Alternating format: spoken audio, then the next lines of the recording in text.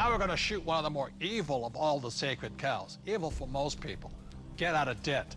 A lot of people are saying, cut up your credit cards. I think that's really ridiculous because a credit card is not the problem. In fact, I love my credit cards. I don't know how anybody could get along today without a credit card. But the credit card isn't the problem. It's lack of financial education is the problem. The entire currency supply, all of the dollars in existence, require debt. You can't have a dollar without debt. A dollar is just an IOU. It's borrowed into existence either by the government creating a bond which promises to pay interest, you've got to pay out of future taxes, or people create currency by taking out a loan at the bank, fractional reserve lending. Every month there's a payment due on those dollars that you created. Right, and this credit card is a fast way of creating money because there's really no money in this card. See, let's say I go to the store, there's no money in it, and I charge $100. Like magic, $100 is created and it flows into the economy. That's why debt is good. But when you abuse this, that's when we get in trouble.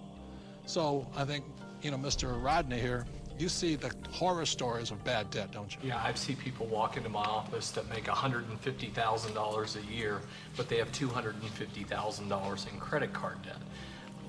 Let's face it, we live in a credit society and you do have to have credit. And we have to learn how to survive and thrive in our credit economy that we are. But people are walking in and they have this bad debt and they're asking, what do we do with it? Well, number one, you try to pay off the bad debt so you can invest in good debt, which would be real estate. And we love debt, don't we? Yeah, we have a lot of debt. Our real estate that we own is all basically financed with our tenants. So that's what I consider to be good debt. So when we get real estate, we get proper leverage, and it's paid by all the residents that live in all of our projects. Well, and it's not just real estate. Business is the same way. I mean, we have good debt in business as well, so that the business is paying. We have debt in our business. That's how we grow, and it's the cash flow from the business that's able to pay the debt, and the debt creates more cash flow. Time out. Capital gains versus cash flow. See, in my opinion, 90% of the people invest for capital gains.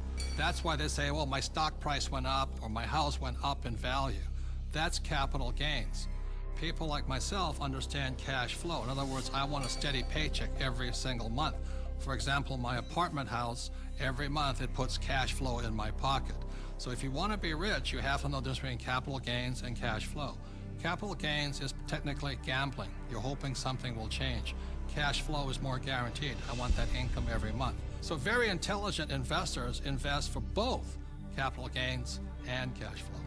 People say, I like real estate. I don't really like real estate. I just love debt because it's so easy to get a loan on real estate, right? Well, here, I like the analogy that you use sometimes. Say if you put $1 million of cash into a mutual fund, you get whatever you get paid. But if you put $1 million of it in a down payment, for some kind of a commercial project like we have, you actually buy a $5 million project. Right. So you're actually getting a $5 million asset with $1 million versus $1 million of mutual funds. And so the value you're creating on that real estate is on the $5 million, not the $1 million, by using banks' leverage. And the tax benefits that you get on the real estate isn't on the $1 million either. It's on the $5 million. So you not only increase leverage on your cash flow and on your growth in your asset, but you've also increased your leverage on your taxes. Well, here's what we're doing. We get these loans, the tenants are paying them off. That's the point. Oftentimes people don't look at that. And they're paying it off with after-tax dollars. Yeah, they're moving into our places, they're paying our rent, we're taking that rent, and we're paying our mortgages, and our mortgages are getting paid down to zero. Wait a minute. Ken's talking about these $1 million deals. Let me tell you how I started. I'm somebody that knew absolutely nothing about money or financing or investing, and I began investing with a little 2-bedroom, 1-bath house, and this was back in 1989. The house cost me $45,000. I had to put down $5,000, of which I didn't have, and I had a mortgage or good debt of $40,000. And the reason it was good debt is because every month I would collect the rent, I would pay the expenses, I would pay my mortgage payment, and at the end of the month, I had a positive cash flow of $25. Now, It wasn't a lot, but it was a start. And from there I learned and I did my next investment and my next investment. So it was good debt because that debt put money in my pocket every single month. Just if people understood that there is such a thing as good debt, because I don't know how many people I talk to, but when I talk about debt, oh man, debt is the dirtiest word in the world. That's the four-letter word, debt. Because they're not educated, No, that's why. and people are raised, and I was raised to get out of debt. You see, this is the thing. You go to a bank, and the banker will sell you mutual funds. But ask them if they will loan you money to buy those mutual funds. The answer is no. But if we go in and we say, we want to buy real estate, well, how much do you want? It's because there's collateral. Yes. They actually have something physical. That's it. Yeah, they'll sell you mutual funds, but they won't lend you money on mutual funds. That should tell you something. That should be a quick indicator. Dear God, what are you trying to tell me? You know, and the other part about it is, too, is that borrowed money for real estate, is that after tax, pre-tax, or no tax? It's no tax. Anytime you're borrowing money, there's no tax on that money. You can use that cash. It's not taxable at all. So if somebody wants to borrow $1 million or save $1 million, it'll probably take them $2 million to save the million because tax is going to take 50% of it. Right. But I just go straight in and borrow $1 million, which they give us. It's great money. I love my banker. I'm not saying bankers are bad. They're fabulous because they give us the money. All they want is their interest. We keep all the appreciation, depreciation, amortization. We keep all of it. They're the best partners of all. So I'm not anti-bank and I'm not anti-debt. I'm anti-lack of financial education because there's good debt and there's bad debt. Your rich dad was a tough mentor.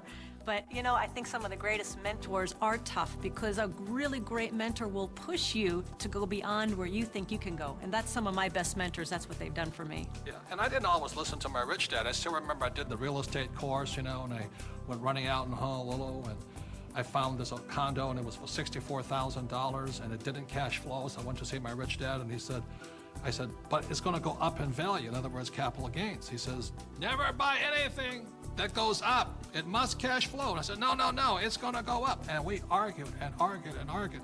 And this is what he said to me. He says, if you start investing for capital gains, someday you will lose big time. So that I let that condo go. I didn't pay $64,000. Today it's probably worth $300,000, but I learned a lesson from my coach, my rich dad. If I had gotten into the habit of buying for capital gains, either the price of stocks going up or real estate going up, I might have been wiped out in this crisis. So that's why a coach and a mentor keeps you onto your plan. And helps you create and develop very, very good financial habits. Because if you have poor financial habits, as you're in your personal life, you're going to take those into your investment life. So one of the most important things is they will help you develop great financial habits. Because when markets go up, greed sets in, and greed makes people stupid.